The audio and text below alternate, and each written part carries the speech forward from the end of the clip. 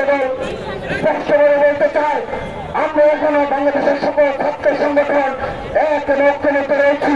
এই ঐক্যকে বিনষ্ট করার জন্য, শুধুমাত্র তাদের ক্ষমতা টাকামুক্ত করার জন্য এমন কোন ষড়যন্ত্রের অংশ হিসাবে কেউ না কেউ ঐক্যকে বিনষ্ট করছে।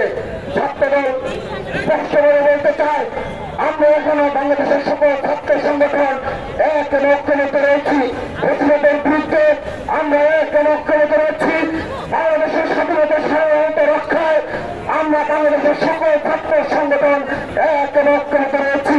কিন্তু যারা এই জুলাই আগস্টের আন্দোলনকে কুক্ষিগত করতে চায়, যারা কুক্ষিভুক্ত দাবি করতে চায়, তারা যেন ঐক্যকে বিনষ্ট করতে না পারে, সেজন্য তারা যেন সেজন্য দায়িত্বশীল ভূমিকা পালন করে আমরা আজকের এই মার্চ ফর জাস্টিস থেকে অনুরোধ জানাচ্ছি।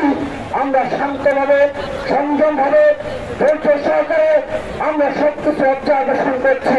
কিন্তু কেউ যদি মনে করে থাকে গত 15.5 বছরের ছাত্র দলের দেশ শ্রম সংগ্রামকে অস্বীকার করে ইতিহাস রচনা করবে, সেই ইতিহাসকে ছাত্রদল ডাস্টবিনে নিক্ষেপ করবে। আমরা তাদেরকে হুঁশিয়ারি উচ্চারণ করতে চাই, আপনারা এমন কোন কর্মকাণ্ডে লিপ্ত হবেন না যে তার দ্বারা আমাদের ঐক্য নষ্ট হয়।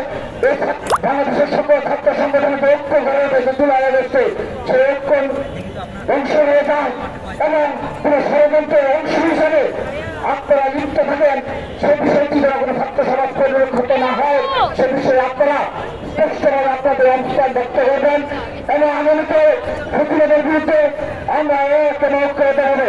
বাংলাদেশের সকল ক্যাম্পাসে সহাবস্থান বজায় রেখে আমরা ছাত্র রাজনীতি অব্যাহত রাখবো, সে প্রত্যাশা ব্যক্ত করছি।